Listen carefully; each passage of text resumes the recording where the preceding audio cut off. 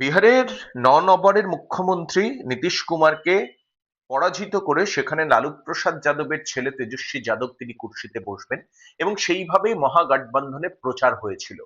সেখান থেকে বিহারের মানুষ একদম সম্পূর্ণভাবে ছুঁড়ে ফেলে দিয়েছেন আরজেডি কে এবং জঙ্গলরাজ নয় সুশাসনের কথা বলতেই এনডিএ তথা বিজেপি কে নিয়ে এসেছেন বিহারের মানুষ।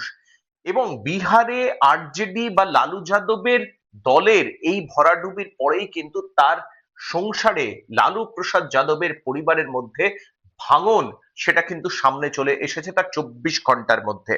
লালু প্রসাদ যাদবের মেয়ে রোহিণী আচার্য নির্বাচনের পরপরই তিনি শনিবারই পরিবারের সঙ্গে সমস্ত সম্পর্ক তিনি ছিন্ন করেছেন দল এবং পরিবারের সঙ্গে।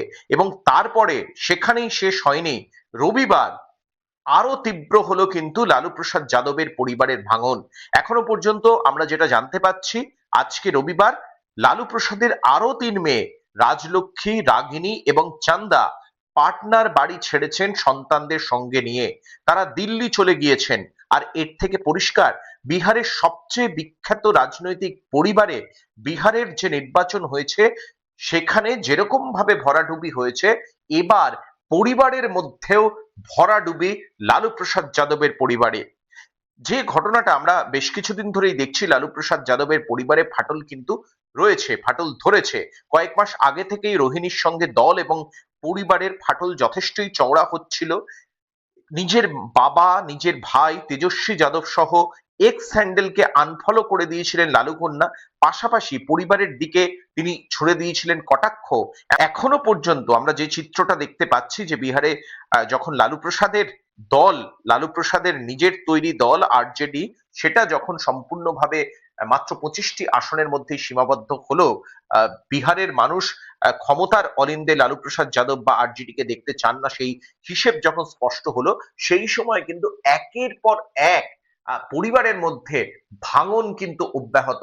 একদম বড় ছেলেকে প্রথমেই লালু প্রসাদ যাদব তেজ্যপুত্র করেছিলেন এবং তারপরে রোহিণী, এবং রোহিণীর দেখা দেখি অন্যান্য বোনেরাও কিন্তু আজকে ঘর ছাড়া। বিহারের এক সময়ের নিউক্লিয়াস যাদব পরিবারে আগামী সময়ে কোন পথে পা বাড়াবে, রাজনীতি নাকি ঘরোয়া কলহ, এই দুটো কোন জায়গায় কিভাবে সামাল দিতে পারবেন পরিবারের বর্ষিয়ান কর্তা লালু প্রসাদ যাদব, এখন এদিকেই কিন্তু তাকিয়ে রয়েছে বিহারের সাধারণ মানুষ। বাঙালি ও কালচার আপনার নিজস্ব channel, real content based channel. Subscribe করুন, অন্যকে সাবস্ক্রাইব করান, লাইক কমেন্ট করুন, আপনার যাবতীয় মতামত নির্দ্বিধায় জানাতে পারেন আমাদেরকে।